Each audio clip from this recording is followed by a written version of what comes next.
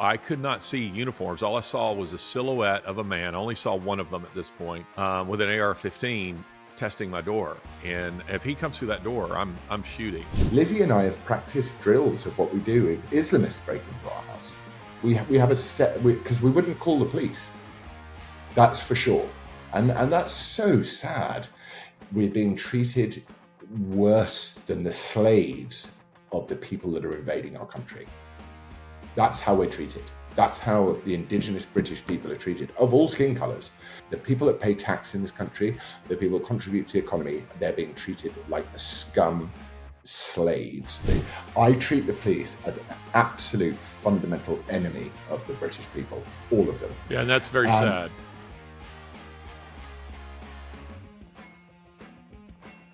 Welcome to another episode of What the Taunton is going on?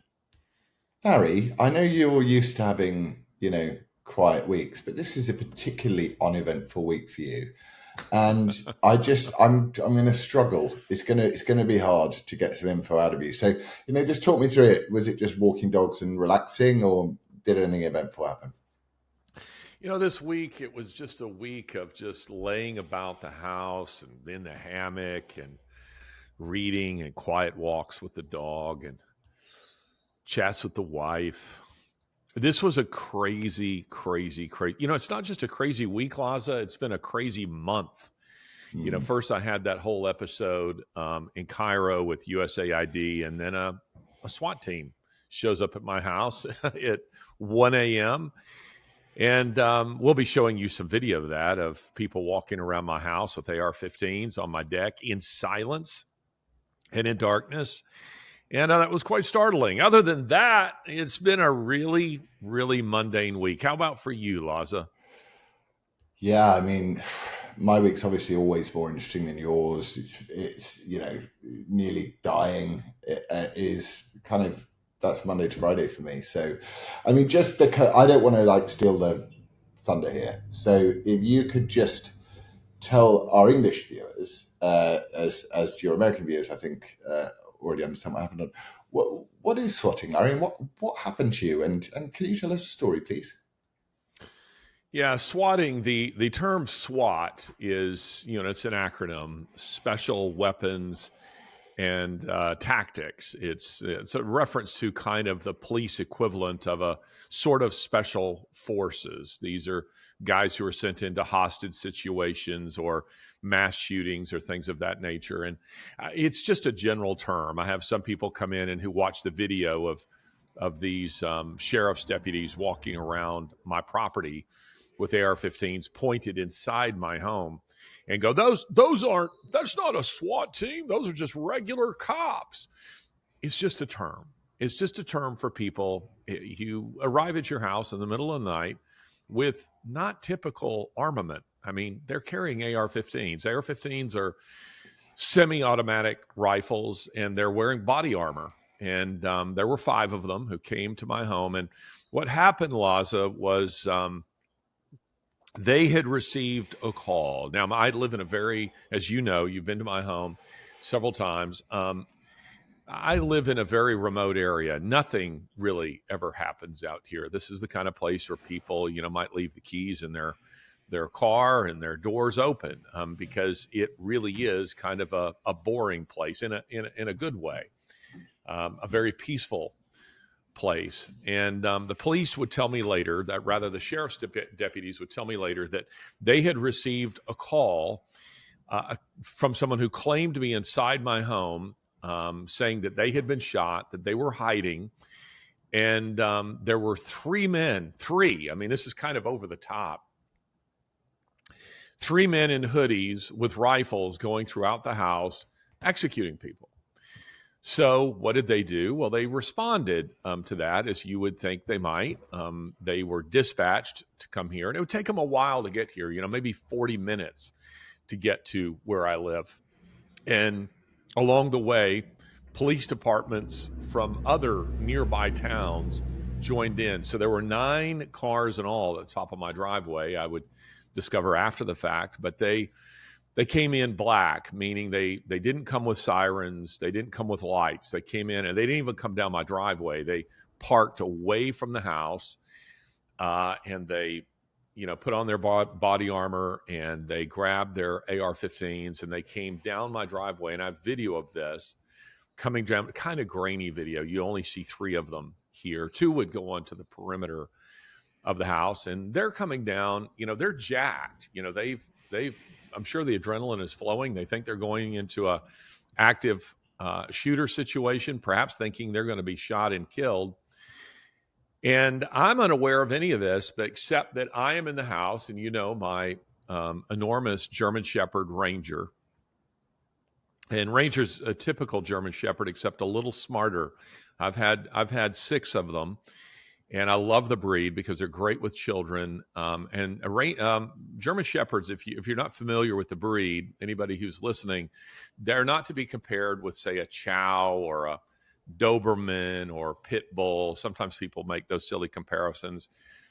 German Shepherds have very stable temperaments. They're very good with people. They're terrific with children. But they're not lap dogs, meaning they have an intensity to them, and they don't have to be trained to be vigilant. They're natural guard dogs. And Ranger, I was going to feed him. Again, this is 1 a.m. and I don't sleep particularly well, so I'm feeding him. I'm trying to give him an antibiotic. He got an infection while I was, out of the country, and I'm giving it to him with food. And normally he just eats that up, but on this particular occasion, he's standing a little taller, and his ears are up like satellite dishes. They're moving back and forth, and he's sniffing the air, and the fur on his shoulders is up. And I always know you need to be paying attention to a dog like this. And I wasn't thinking, oh wow, I have 5 men with weapons coming down my driveway. I was thinking, maybe I have a squirrel or raccoon that's gotten into the wall, or maybe a rodent is in the house, because he's kind of patrolling and smelling. And this is before these guys were on my deck. Anyway, I went to bed, and but I hadn't turned off the light yet. And I look at the end of the bed, and Ranger's there, ears up, looking out of the bedroom towards the front door. And it was then that I saw a flicker of light off of my bedroom door, which I had open. These guys were using flashlights. They had by now were on the deck. And so Ranger starts advancing towards the door. I'm noticing that, he's doing this. So I jump up and immediately draw a weapon, a Glock 19, which is a pistol. And I'm advancing towards the door. I'm leaving the room. And I see a guy, and you have to bear in mind, again, they're coming in silence, coming in darkness.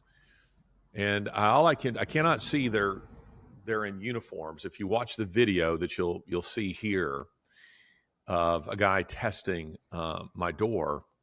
He looks so tense as well. Like this is what makes me so anxious for everybody. Just the tension that all of these men's bodies are locked in. Anyway, sorry, carry on.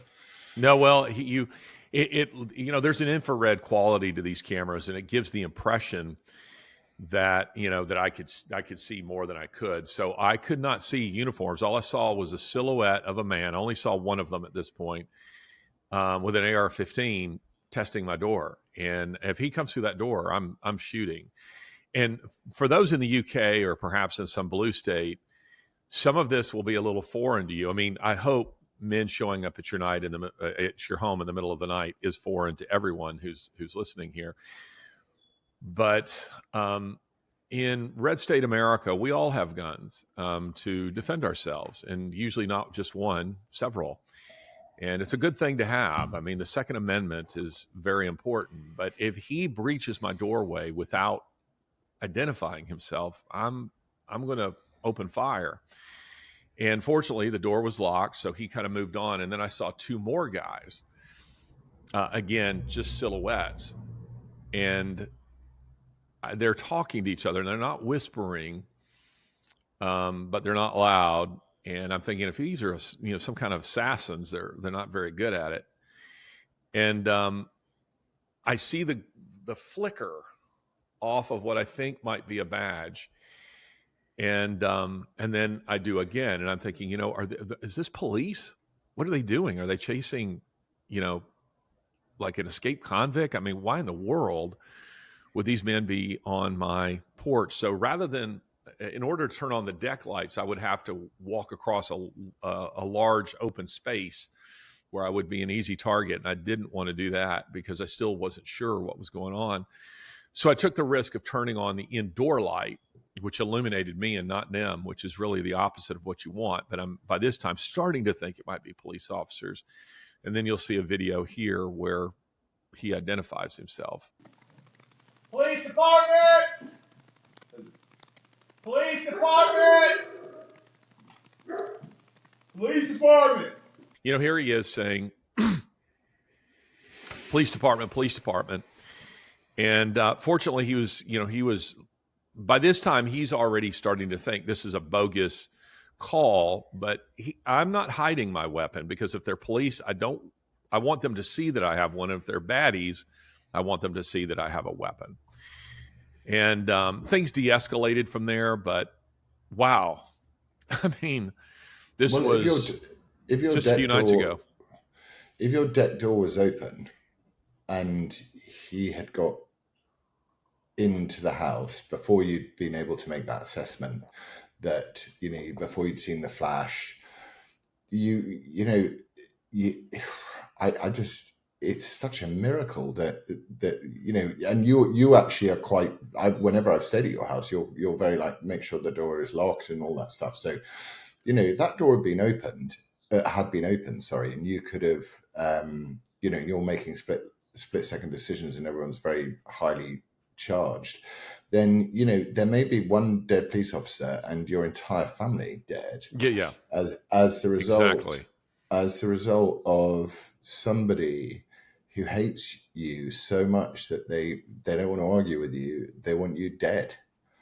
And that's, for me, I've always thought that this is where it ends with people with especially with leftists.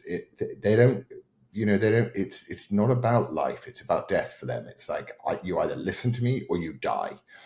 And I'm just so, it causes me so much, just the thought of, like, in a 5-second period, my friend and his wife and his dog, most importantly, because obviously Ranger is the true hero here. You're second rate when it comes to Ranger, but everyone could be dead. And as the result of someone who doesn't like the fact that you spend your time trying to expose corruption and save people from bad situations in their life. And it makes me, it's weird because we tried to record this podcast 3 days ago or something, and the gremlins that stopped us were brutal on every level. But I started to think of it in terms of the 2020 election.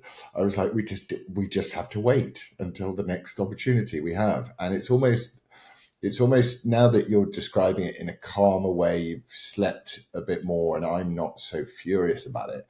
I'm filled with a real sadness that these people are, you cannot negotiate with them. They're terrorists. There's no negotiating with those that, would be sat in a bar and going, did you see what happened up at Larry Taunton's place? And you're just like, I don't know how you cope with people like that. How one copes with an enemy with that level of hatred towards life. I'm kind of at a loss for words, other than that ideology needs to be obliterated from this planet. Not the people, but the ideology. It needs to be soundly destroyed because it's so evil. It's so evil. And I'm so grateful that you guys are alive. And I'm so glad that you captured it as well. I'm so glad that your cameras captured it. I'm so glad that you can see body language is so important. That you can see how he's almost got his hand is almost kind of, you can see you're 1 second from disaster. And for me, it's kind of unforgivable. I would hunt these people down. I would double up security. I don't know what I'd do, but it's just, for that to happen to you, I'm so pleased that it's brought awareness. Has been a huge amount of I'm not on the internet, but people keep sending me stuff, and it's great that this is now a major thing, and hopefully you're being able to capture it, your level-headedness in the situation while dealing with it will not only save your lives, but it will save the lives of other people who this tactic is going to be tried on. And I think that's a wonderful thing. But on the other hand, I just think I have no quarter. Give these people no quarter. If they don't want to talk, 100%. I'm reminded of this verse.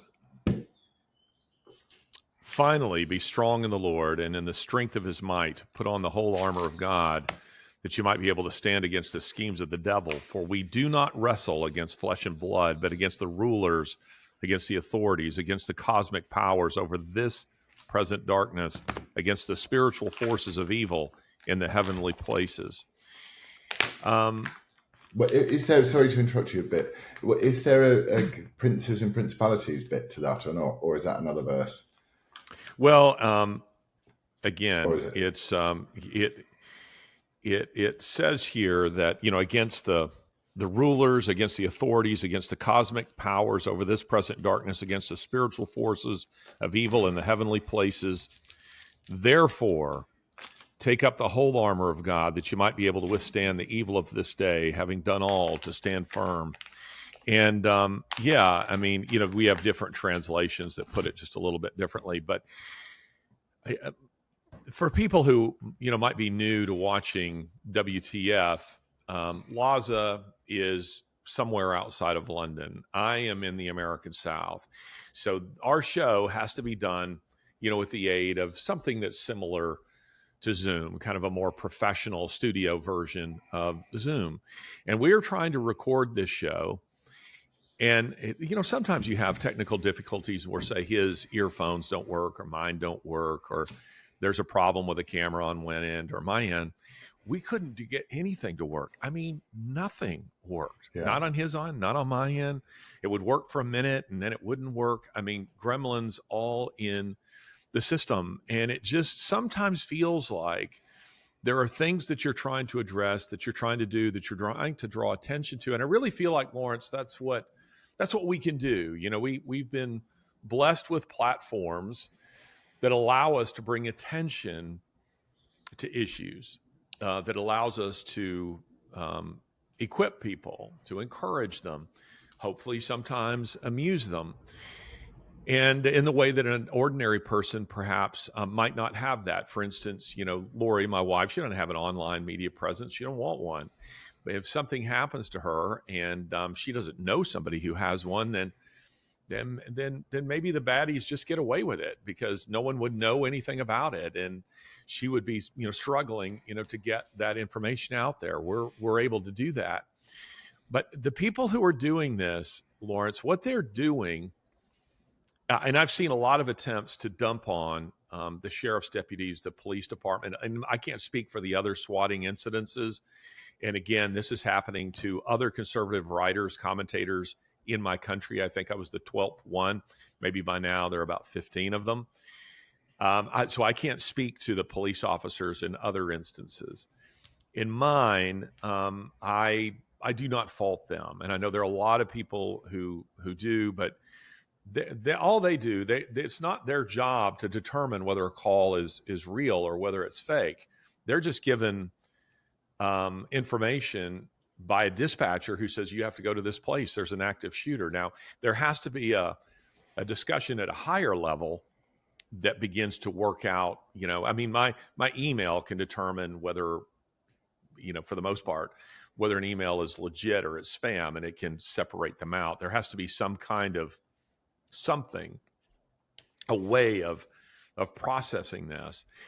But you're absolutely right, Lawrence, about the cameras. In my case, I've been hearing from, I'm now part of a group you don't want to join, and it's people who have all been swatted. So they've reached out to me, and we have kind of I don't know what you want to call it, kind of a closed loop, sort of conversation just amongst us, a chat where people are sharing information. And some of the stories these people are sharing are terrifying, and where the police did not act the way they did in my case. and where and why Ranger is a hero here, Lawrence, is because if I'm asleep, like one guy told me a story this morning, he was asleep and police show up at his house. They think he's been killing everyone because that's what they had been told. He's told to come out of the house backwards with his hands raised, get on the ground. He's cuffed. All this stuff happens. I mean, obviously terrified. His wife is terrified, says his wife can't sleep now. She's very nervous, doesn't want him to leave the home. Ranger's a hero here because instead of me going from 0 to 60, let's just say I was jarred awake. I'm in REM and I'm hearing Ranger, barking and something going on. I pull a weapon. Who knows what happens in a scenario like that? As it was, I went from 30 to 60 rather than 0 to 60. I'm already on edge thinking something is going on. So I have a little bit of time to think in a clear-headed way. And the police officer in charge here, an Officer King, I asked him later, what did you think when you saw me, holding a weapon? He said, I thought it was reasonable. He said, I thought I would have one. I would. He said, so I didn't think you were planning to open fire on us. I realized by this time that we had received a bogus call and you were responding the way a sensible homeowner would. And this is what I call country boy good sense. It doesn't exist apparently in blue states, perhaps not in the UK, but it does where I live. And I'm so grateful for that because this could have turned out very badly. It's interesting that you draw a clear delineation between different police forces. And I noticed the only thing I really noticed about Alabama, which is what I really love compared to other places I've been in the United States, is that there's a huge level of politeness with it, with the, it's the carry a big stick and speak softly approach to life that you notice in Alabama. Everyone's very polite, but as you said, everybody has a truck gun. Everybody is armed, and an armed society is a polite society. And you look at the rest of the world and how I mean, certainly the United Kingdom. Yeah, every single interaction I've had with the police in the United Kingdom has been negative. The most recent one is when they came to arrest me and to harass and intimidate me because of comments that I'd made about how bad the surveillance state was becoming in the United Kingdom. So because of Twitter comments? Because I said that I supported the removal of the infrastructure of the surveillance state. So the police then tried to say to me that was inciting criminal damage. And they then decided that they thought that I was the ringleader of this organization called the Blade Runners in the United Kingdom, who are systematically dismantling the surveillance state, of which I'm fully supportive of on so many levels. But it goes all the way back to about 2020, I would say, when my house was broken into on Christmas Eve. It had been broken into 2 nights before, and they'd stolen things, and I was more heightened. And then they broke in on Christmas Eve, day before Christmas Eve, 2020, I think it was, might have been 2021. And I have a lamp in my house because we don't have a Second Amendment in the United Kingdom, or a First Amendment for that matter, but we don't have a Second Amendment. So I have a lamp in my house, of which is it's a standing lamp, and the lamp stand is made of a decommissioned mid-19th century shotgun. And I took out this shotgun from the lamp stand and I pointed it at these burglars, and I went, get the many expletives out of my house, which they did. I hit one of the burglars on the way out, and when the police arrived, they arrested me. They said, "See, this is something that people you're using in red state America can't identify with. You're using a concealed weapon." I'm like, no, my house is being burgled.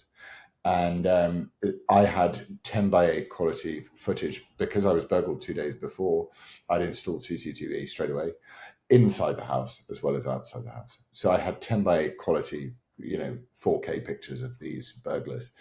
walking in and out of my house with all my kids' Christmas presents. And I was informed by the Crown Prosecution Service that there was not enough evidence to charge these gentlemen with any crime, having been harassed by them. My youngest son told me just the other day that after that incident, he has a BB gun, which he keeps under his bed. So, it. I'm surprised those are legal there. Yeah, well, no, but they would happily shoot you for that. So it's, I'm very minded that in any other situation, without firearms on both sides, there wouldn't have been, the possibility of what was a very a millisecond of Mexican standoff. They don't want to go, you don't want to go. And that's actually what saved the situation. Whereas in England, we're defenseless. And I've said frequently that the police are our enemy. As I said, I've never had an interaction with the police. I had the other day. I've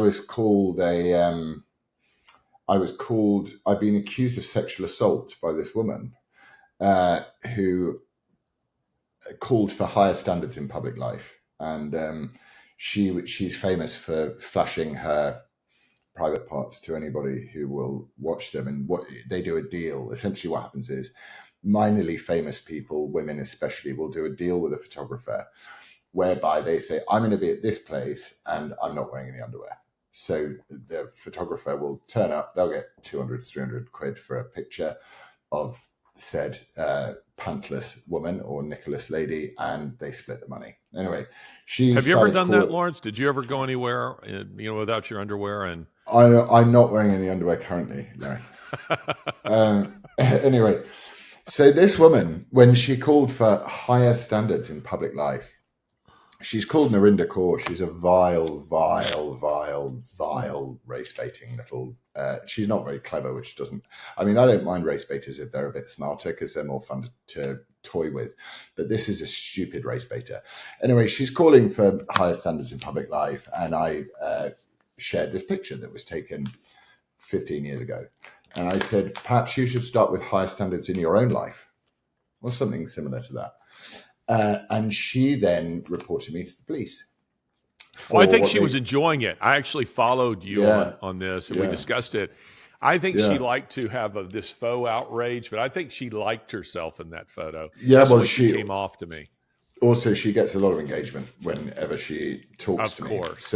So she gets paid to do it. But anyway, she says I've sexually assaulted her.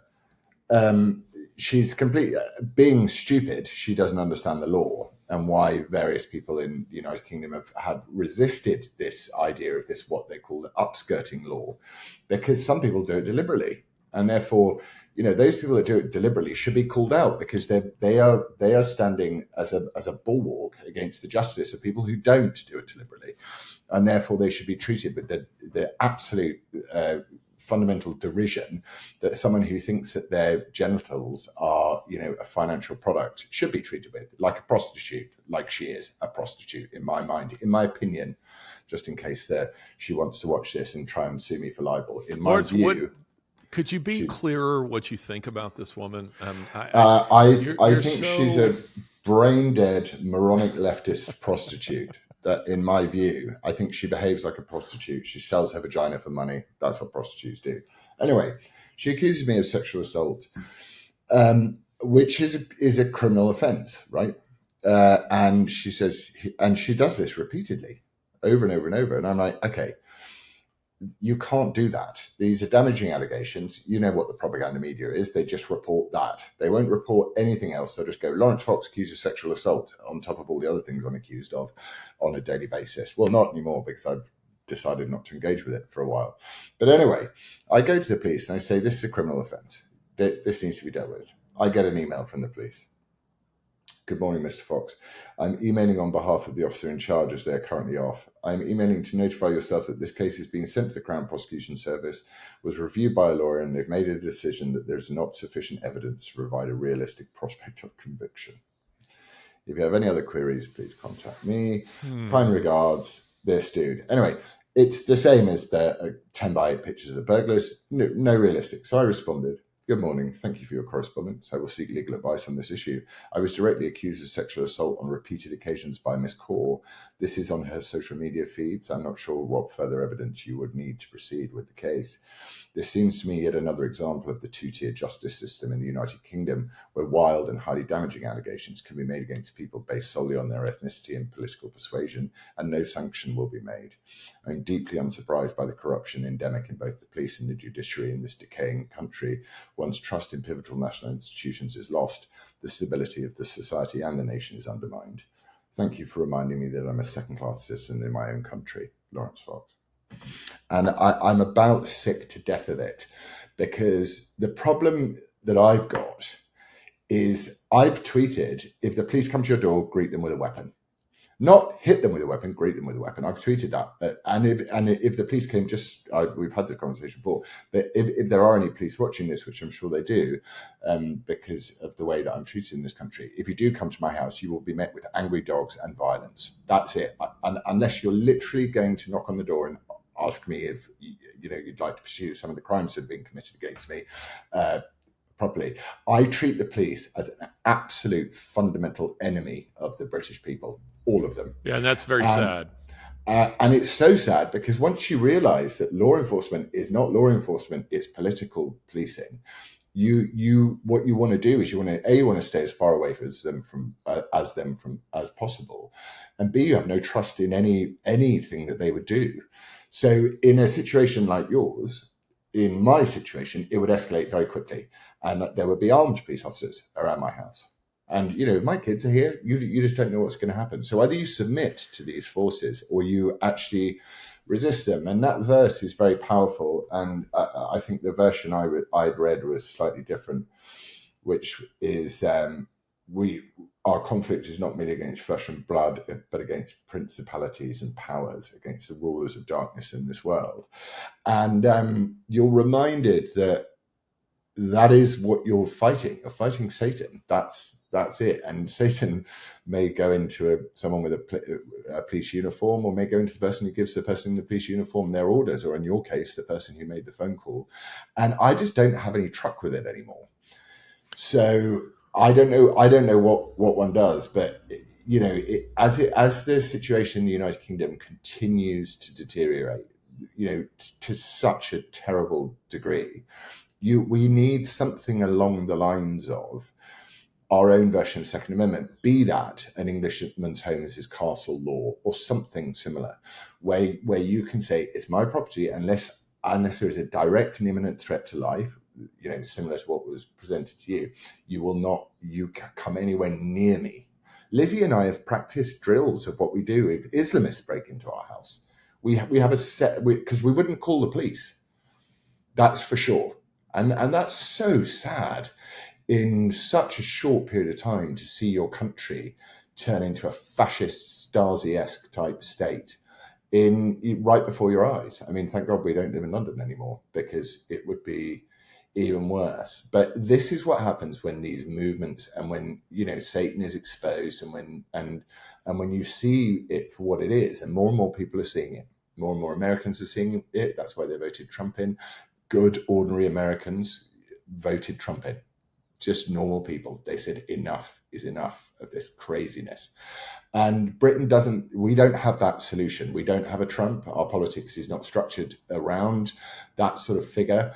And we are going to hell in a handbasket. And the people who phoned me up weirdly in the last couple of weeks, since I've not been on social media, they're all really upset. They're like, "Have you seen this? Have you seen what's going on? Can you?" And I'm like, "No, I haven't. I have no interest in seeing it." And they're like, "Well, you've given up. You've given up. You don't care." I'm like, "No, I really do care." Yeah, I don't listen to that.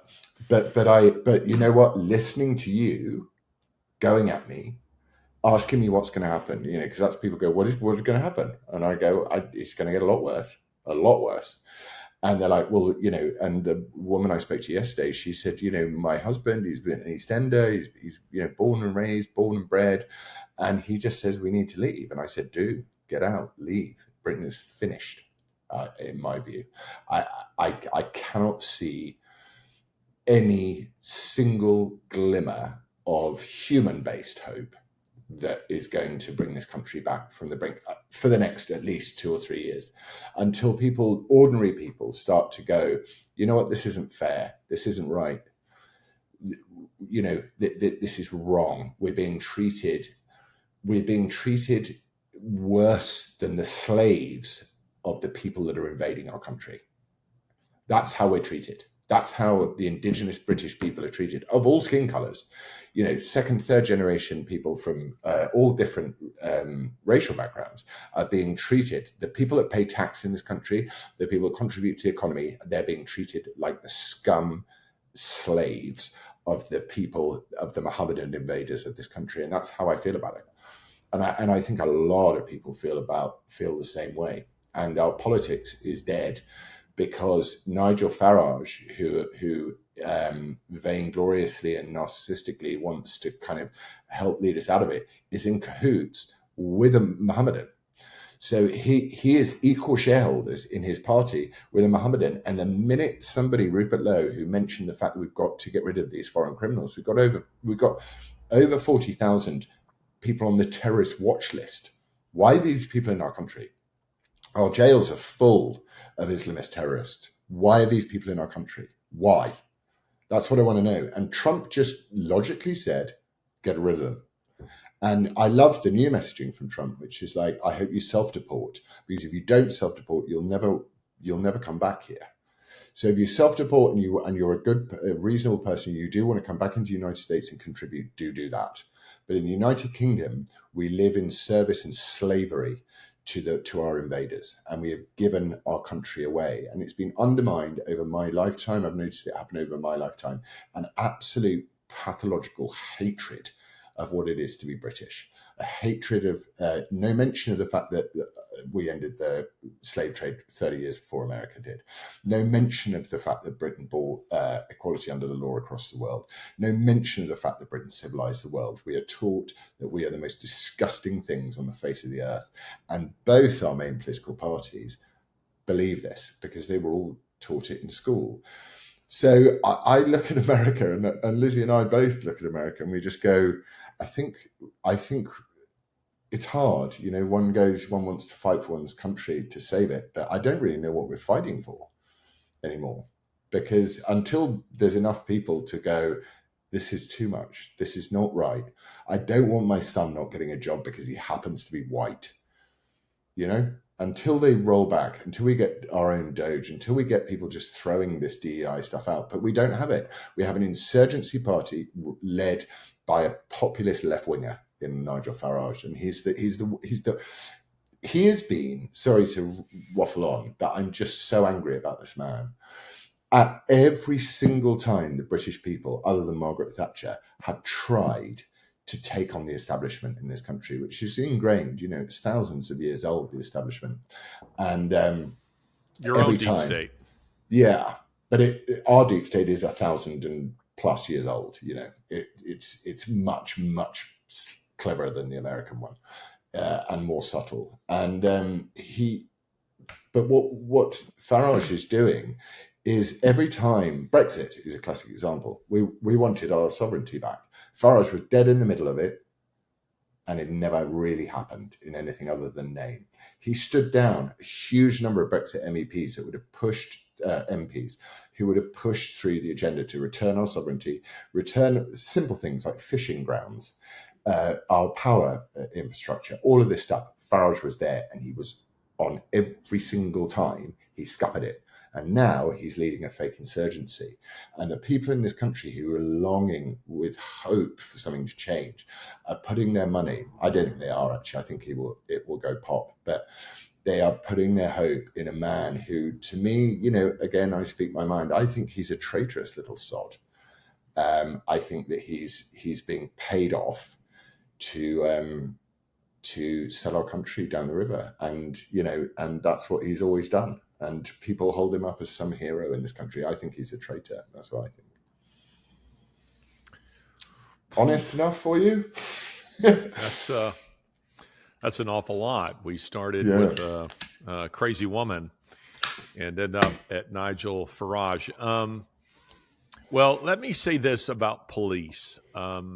so that people have a better context here. There are some who'd be listening to us who are fiercely anti-police and thus would resonate with your comments. And then there would be others, which tends to be the sentiment in blue states here, which is back the blue.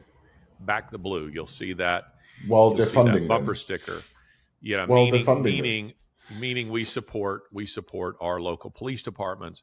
The truth is, it's more nuanced than that, isn't it? In the UK, what you have is just as you've indicated, these are political police now.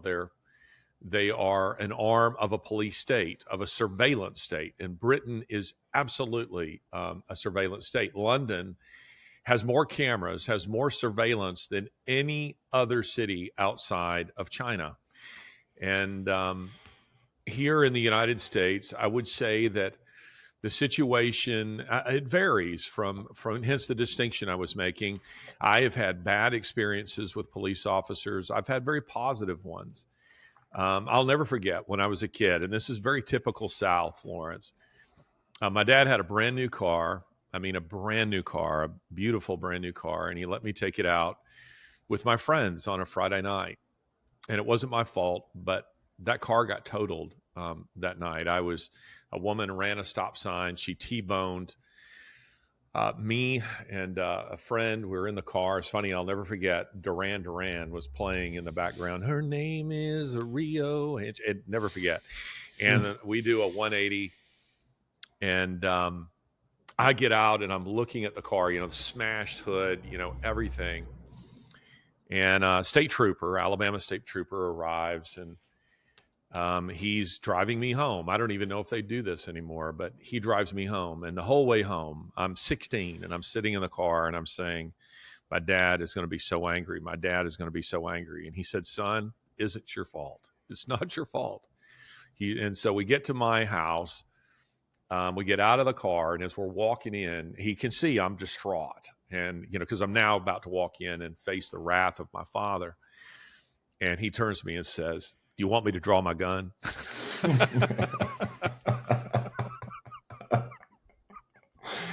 And so we walk into the house. And I'm the first. My dad is watching an Atlanta Braves baseball game, and he says, hey, son.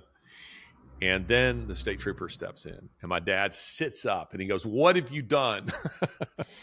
And he says, Mr. Taunton, your son was in an automobile accident. Everyone is okay. It was not his fault. Someone ran a stop sign and hit his car. And as soon as the state trooper left, my father unleashed on me. And then when he gathered himself, he came in and said, that was wrong. I'm glad you're safe. He says, that's a company car, and I have to go in and explain how that car has been totaled. Anyway, that was a very positive experience. That was a very fair, reasonable interaction with law enforcement who, really served as my advocate. There's been a time or two, I've been stranded alongside the road, and a police officer stops and has very, very kindly helped me. I've also had those very negative experiences, and we've all seen, videos of bad law enforcement. The fact of the matter is, there are bad actors and there are bad writers and there are bad reporters, there are also bad police officers. Now we'll wait and see how my situation plays out. The FBI, they just before I got on here with you, Lawrence, I got a call from the sheriff's department that told me that they are now involving the FBI, and my initial response to that was great, awesome. But then I thought, what if these are, some of the terrible FBI that we've seen, acting around the United States? You'll have Cash Patel. Christy Nome tweeted about it. You sent me. So they're onto this. This is going to be handled by the new FBI. Yeah, I sure hope so, because all the way down, the food chain, we'll see how much of that has changed. But my interactions with the police department relating to this, you even saw that I tweeted a photo that I'm laughing and having a little bit of fun with these guys who came out to my house. And after something this intense, adrenaline's flowing through my veins, adrenaline's flowing through their veins. They think they're going into an active shooter murder scenario. I think that there are people on my deck who are there to murder me and my wife. I am thinking, how long, it's interesting because I've been through, unfortunately, several of these types of things in my life.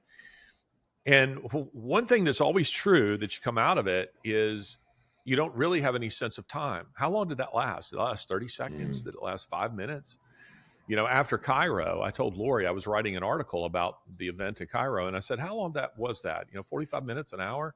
She said, sweetheart, it was almost 3 hours that you were sitting in that car and that they were surrounding the vehicle. She showed me the timestamp of my texts, and I was like, oh, wow. And that's because you're so focused. It's so intense. So on the heels of that, on my deck, a place where you sat and smoked a cigarette and a cigar, Trinidad cigars, which I'll expect one or two. By the way, I just bought a couple of Trinidad's, and I didn't realize what I was asking of you when I said bring a box. Yeah, I know. I thought they would probably be in the UK because they're legal. I thought they'd probably be, $18 a stick. I just was in Rome and I bought a Trinidad, and I think it was 50 euros or something. Yeah, that's on the cheaper end of the scale. Yeah, on the cheaper end. So but I'll only ask you to bring half a box.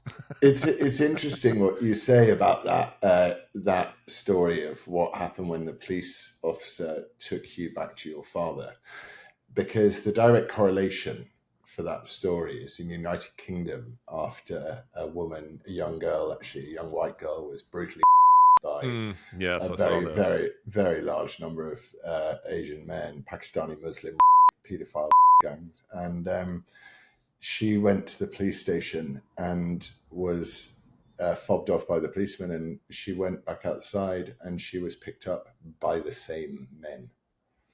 That's how for me, I don't want to sound like a, grumpy, whining conspiracy theorist, it's all going to hell kind of guy. But that is an example of, and YouTube will probably have an issue with me saying it, but that is an example of how much the British establishment will bend over to those that hate us with every single fiber of their being, and they see and have weaponized police force. Well, our police force, the great blessing that I can see, and I have played a part in this, so I'm grateful for this, is every year when Pride Month starts and the police cars suddenly start appearing with pride flags all over them, and the police start decking themselves out in pride stuff, which is essentially just Marxist socialist grievance movement. Every year I get out a flag and I set fire to it, and I explain why I don't like it, and I set fire to it. I've seen this. And this year Pride has lost a huge number of its corporate sponsors, and people are walking away from this movement because they know that their customers don't like it. And I'm encouraged on that level that it's in America it went out with a bang. In Britain, it's going to go out with a whimper, and that in itself is going to be sad. But the Pride this year, when I burn my Pride flag this year, it's going to be, I will do it from a position of victory to the point where I will never have to burn one ever again. But I will look at London, and I will see when I go down to London what these BLM, even in Washington, I hear that they've got rid of that big BLM thing that they put down on the road and on the walls, and even the mayor of Washington has got rid of that, and we are slowly getting rid of this of us being forced to feel dreadful about ourselves because of something that we cannot change. And if God tells me anything, he tells me that you have to look at other people with the same love that you would look at anybody. You do, but you can also, the difficulty is also trying to find out when your tolerance has to stop. And my tolerance for divisive political movements, for people who phone up police forces and try and have you killed, is zero. I have zero tolerance for it. Yeah, me too. I have zero tolerance for Black Lives Matter. I have zero tolerance for the show trial of Derek Chauvin. I have zero tolerance for these perverted deviant people who think that we're going to tolerate and include them, be more inclusive if they decide to walk around our streets in jock straps and masks and perform sexual acts in front of children. Zero tolerance. It's finished. And I think that the British people will catch up on this. And I hope so. Large proportion of them are. I think a big difference, Laz, as I think about your police and our police, as you're describing it, and I'm thinking on this, a big difference is this. In most cases in our country, certainly not all, California and New York, a few other places standing out as exceptions. But generally speaking, the police have not yet become the political arm of a radicalized, Democrat Party. For instance, in my own state, during the lockdowns and the masking and all this kind of stuff, several police and sheriff's departments said we won't enforce those laws. We're not going to enforce them. We're not going to go around patrolling people and telling them they can't be out of their house or they got to wear a mask. We won't do it. And I was having a big Christmas party the year of the pandemic, and I had made inquiry of the sheriff's department, is this going to get me in any trouble? And they said, no, go ahead. And they said, just tell people to do as their conscience dictates. They want to wear a mask, let them wear a mask. They want to social distance, let them social distance. But we don't require that you do any of that stuff. So, that hasn't yet happened here. So that, again, well, that's why you left, right? That's why they left. The people who left Europe left for that reason. Yes, that's exactly. Why you left, and that's why America, with its geography. I mean, it's interesting that Australia isn't that way, but America, with its geography and and that lovely sort of dance between the federal and the state, legislatures. It's such a good system. And it does allow for rapid change, even though that all of the three branches of the what is it, the executive, is that what it's called? Those three branches are designed to slow everything down. It leaves room for a rapid shift in direction for a nation, because it's all about freedom. The whole thing is based on freedom. The whole idea of America is based on freedom, whereas the whole idea of Britain is based on servitude and serfdom. And the whole idea of Europe is based on collective servitude and serfdom, and you then get Trump, who turns around and starts saying really logical things like, why do you need NATO anymore? And what's the British Prime Minister's reaction to that? It's to start dick swinging with an army of less than 70,000. I mean, you have more special forces than we have in our entire military. And isn't that sad and terrifying? Honestly. And our Prime Minister, but the propaganda is so brilliantly done. And one of the great things, I think I mentioned this to you before, and sorry if I'm repeating myself, but it's really worth reiterating, is the fact that I have switched off all of this stuff so that I don't hear anything but what your average punter will hear. And I now realize very clearly why propaganda is invented, because it doesn't matter if it's a lie. If you say it loud enough, often enough, it will penetrate the ears of even the most disinterested listener.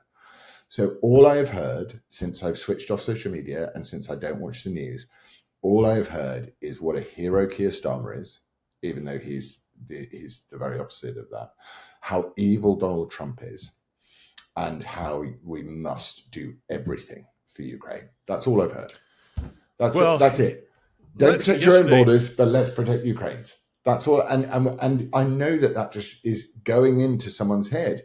And if someone who's not interested in politics walks into a pub, or who's not interested in the state of the nation, walks into a pub or a coffee shop or a restaurant or a dinner party, and they start talking and someone has a different view to that, I can see why they turn around and go, no, but you don't understand. Putin evil, Zelensky amazing, Starmer hero, but our borders welcoming refugees. It's just all rubbish. And I find it so demoralizing that people don't even think for themselves anymore. But I now understand why propaganda is so important, because it will penetrate even the most stubborn ear. Well, to kind of put a bow on the point I'm making about police, and the difference about police. I had tweeted the day after this event at my home, this swatting event at my home. I had tweeted a series of videos and explaining what had happened at my home. It now has 36 million views, 36 million views. And I had said in there, listen, these police officers, these are good guys. I doubt there was a Biden or Kamala voter among them. And I had a number of people come in, using vile language and telling me how awful I was to politicize the situation. And I thought, what disgusting human beings you are. What world do you live in that you don't recognize the swatting of my home was a political event? It was a political event. It was done precisely for political reasons. And it wasn't. People saying, you're wrong to think that it might be Democrats. I'm wrong to think that maybe the people who burn Teslas, maybe the people who kill kids, who lop their sexual organs off, maybe the people who annihilate the unborn, who want unending carnage in war, who burn cities. I'm wrong to think that maybe, just maybe, they were involved in an attempt to kill me and possibly my wife. And see what these swatting events are, Lawrence, is this to me is the best way to describe it. It is an attempt to assassinate by proxy using police forces. This really gets at the heart of what I'm trying to say about the police, and maybe I'm not saying it particularly well, the difference between your country and my country. In my country, law enforcement is being used unwittingly to assassinate political rivals, or at the very least to silence them. And they don't care, by the way, if these police officers come to my home and some of them have gotten killed, I'd have gotten killed, my wife they don't care. More carnage, the better. And they're getting off watching it on social media. I'm sure they make that call and then sit back and watch my Twitter account, or something to see it come on. They get some kind of sick high on that. They're also the ones commentating on. I mean, I'm sure the FBI will be looking through your responses. Absolutely, because these I'm are sure that awful these people. It's like killers who cannot help but return to the scene of the crime. Scene of the crime. It's exactly that. Sergeant Hathaway would know this. This is what these people do. Yeah. And so in your country, however, the police are being used. The people coming, the images that we've seen in this episode of the police coming to your home, they're witting accomplices. They're witting accomplices of a police state. In my case, they're unwitting. Now, again, I can't speak to all the other swatting instances. They might have avoided terrorizing these families because, again, it's not necessarily true across the board. But yesterday I had a speaking engagement. And a lot of people show up. They're very aware of what's been happening in my life. And someone joked with me, well, gosh, you don't have anything to talk about today. And another woman, she was chatting with me, and she said, gosh, I was thinking we're talking about USAID, and now this has happened. And she says, golly, the images at your home just look just terrifying. She said, what happened to you in Cairo looked terrifying. I said, yeah, but I'm going to use this today to encourage people. And she kind of cocked her head sideways and said, how in the world are you going to do that? And that's what I want to do here right now.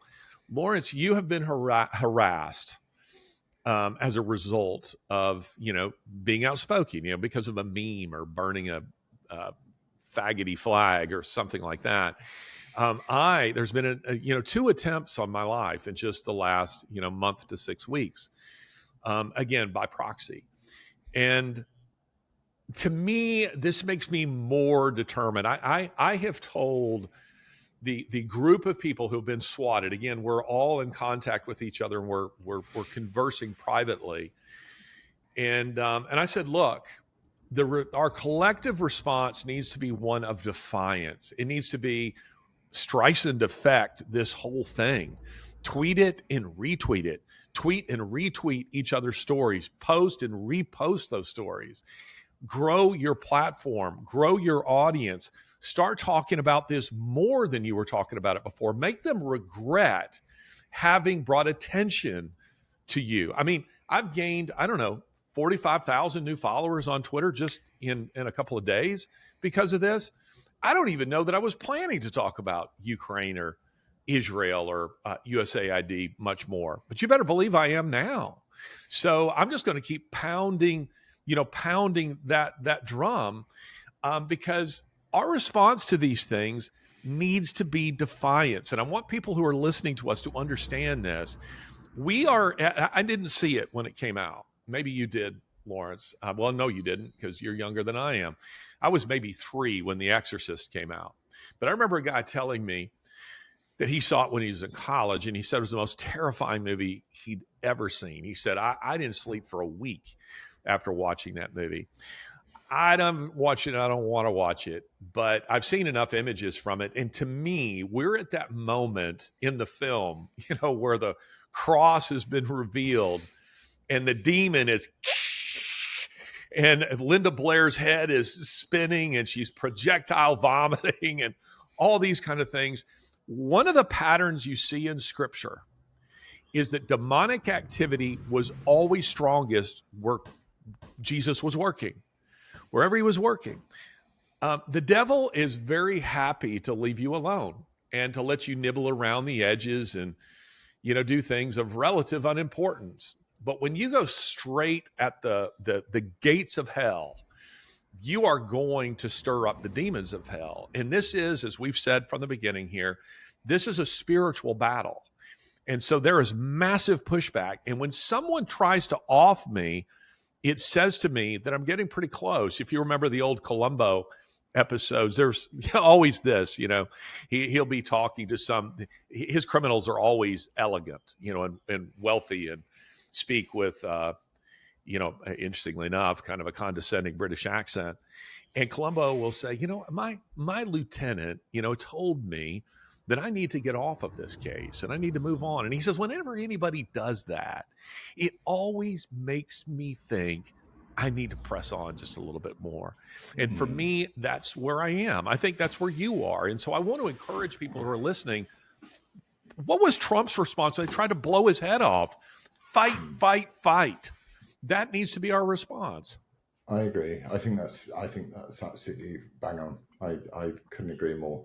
I think it's how one fights. I suppose it's like these big incidents happen, and they do.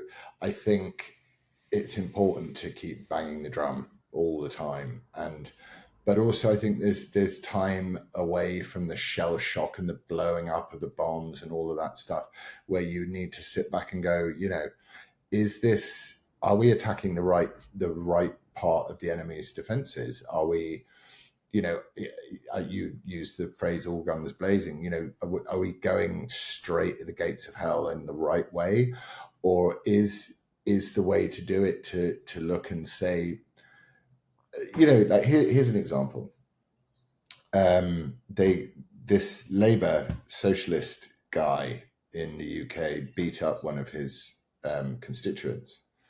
He punched him again, then he's on the ground and he punched him again and again and again. It was a horrible assault. Nothing happened to this guy for a very long time. In the meantime, they were very busy locking up people on the other side of the argument for tweeting hurty words. But finally, this guy gets thrown out. He gets a 10-week suspended sentence. That's it, nothing. Same as our major national broadcaster, chief newsreader, the guy that announced the Queen's death when he was found to be a vile paedophile. He still gets his pension. He never went to jail. So the system will protect those that it deems worthy of the system. But you know what it took to call a by-election in his constituency to actually get people? They haven't quite called it, but they will now. It took this fight in this insurgent party in the UK Reform before the British establishment turned around and went, right, let's do it. Let's do the by-election. Let's see. And you just go, wow, the levels of endemic corruption in the system are so enormous that charge at the gates of hell by all means, but also be aware that those gates of hell have been handcrafted by the finest masons of evil and ironmongers of evil. Mm-hmm. And when you go at them, you're going to hit a lot of painful things. So sometimes certainly for me in this iteration of me, is just to sit back and go, okay, how bad, now that I know how bad it is, how bad really is it? And what is the way in? Because the way in is to win people over to the idea of what they're living under, the suffrage that they're living under, and how does one do that effectively? And that, I suppose, is more of a practical question than doing what I do and what you do, and which is put yourself in the firing line all the time. I think sometimes it's good to go, okay, well, if this system needs dismantling, then how do you dismantle it? I mean, the whole thing, Trump sat there on a little baby desk and he signed away the Department of Education, saving children from yet more indoctrination into the evils of BLM, transgenderism, and all of this woke shit, that climate crap that they do. And he did that because he's able to do it. He'll be challenged. Our own conservative education secretary wouldn't do that. You're I much tried farther to gone. That's for sure. I tried to challenge these people. I tried to challenge them. I tried to have the stuff that was being done to our kids judicially reviewed, which is a completely pointless thing to do in many ways, but it has been shown to be effective. And they said you can't challenge it because it's not even law; it's just guidance. So we're just guiding teachers to teach children that they can be born in the wrong body. So then you go, okay, well, if that's how utterly corrupt the whole thing is, then you're going to have to fight clever. And at the moment, I think that we need an army in this country, an army of the furious, before we're going to be able to make change. Because the grown-ups table of the establishment is very alluring, even to those that want to be insurgents, I suppose. But I agree with you, and I'm hopeful. I'm just not as hopeful as you are about Britain. Well, I'm not necessarily hopeful about Britain, and I agree with you that the tactics in our respective countries might need to be different. What you do versus what we do might look a little bit different. I have a much greater network of support here than you have there. I think we're seeing a situation of the tail wagging the dog here, meaning I think most Americans are on board with Trump. I don't think most British people are on board with you. And that's the difference, as your country is, to your point, so far gone that you feel like the British people that my country thinks of when they think of the British people, though they're gone. They haven't existed for a very long time, and there are only a few of you left. So here the tactics can look a lot different, but my point still stands that we fight, whatever that looks like, wherever you are. And those who are listening to us, you don't have to have a YouTube channel. You don't have to be a news broadcaster or influencer, any of that stuff. You just faithfully respond to the things that the Lord puts in front of you. Just you faithfully respond to each one of them. And that might be voting. That might be the way that you raise your children. That might be speaking out when you feel so led. But I would go to another passage of Scripture that I love, and I refer to it many times, and it's where Joshua is now, Moses is dead, and Moses is the Winston Churchill of the nation of Israel. And Joshua must have felt, he never expresses it, but he must have felt some, intimidated by this responsibility that now he's succeeding Moses, that every Israelite kid, had his poster on their tent wall. And now here's Joshua, and the Lord says to him, "Have I not commanded you? Be strong and courageous." And he says it 3 times, be strong and courageous. And he says, meditate on my word day and night, that you will turn from it neither to the right hand nor to the left hand, but be strong and courageous. And, those words, they're inspiring to me. And I think to myself, if what I can do is in some way model some measure of courage for people who are watching, something wonderful can come from that. And I'll make one more biblical reference. The nation of Israel, is in battle with the Philistines, and they're in their trenches. And each day, the Philistines send out their hero, Goliath, to mock them. He comes out of the trench like Hulk Hogan, comes out and he blasphemes the God of the Israelites. He mocks them. He basically tells them, you're all a bunch of wussies, that you won't fight, and supposedly you believe in your God. Look at you. You're all cowardly. And each day they do this. And a young David, this is well before he was king, shepherd boy, is sent to take food to the army. And he arrives on the battlefield and he says, what's going on here? Who is this uncircumcised Philistine that he should defy the armies of the living God? And the response to him from his older brother, who was in the army? He says, you're arrogant. You ever been called that, Lawrence? You're arrogant. You're arrogant. David was showing confidence in his God. He wasn't saying, I'm great. He's saying, the God we serve is great. Why don't we act like it? What are we doing here? So finally, David says, I'll fight him. If none of you will, I will. And David goes out, and of course, the story is well told, well known. David kills Goliath. But then it says a shout went up from the armies of Israel, and they come out of their fortifications, their trenches, and they charged the Philistines. And it says that they pursued them until darkness. Sometimes doing what you're doing, Lawrence, doing what I'm doing, and many others like us, what you're hoping happens is someone says, I can do that. I could push back. I could do that. And that eventually a shout goes up from our side where people say, you know what, I am tired of this. And I am going to push back. In a sense, this is what Trump has done. Yes. I mean, there's a whole nation that has decided that guy's pushing back. They tried to kill him. I don't like this. We're going to start pushing back. And a Tommy Robinson in your country is trying to do this. Calvin is trying to do this. You're trying to do this. I think to some extent, Jeremy Clarkson is trying to do it. And eventually, you're hoping that there will be, which is what's happened in the United States, a populist uprising that says we are sick of these globalist scumbags who are telling us that all the perverse things that they're pushing in their agenda are good for us. We've had enough. We don't want it. And that's what I really want to encourage people who are listening here to do. Unfortunately, I'm going to have to run because I have to go do a Fox News interview. But brother, it's good to see you. Would you add anything to that? No, I think you're absolutely right. I've got to run too, because I'm going to take my son and the dogs to the high tide, where we're going to watch the dogs go crazy. But yes, courage and good, and all of those stories, the darkest before the dawn, and all of that sort of stuff is so true.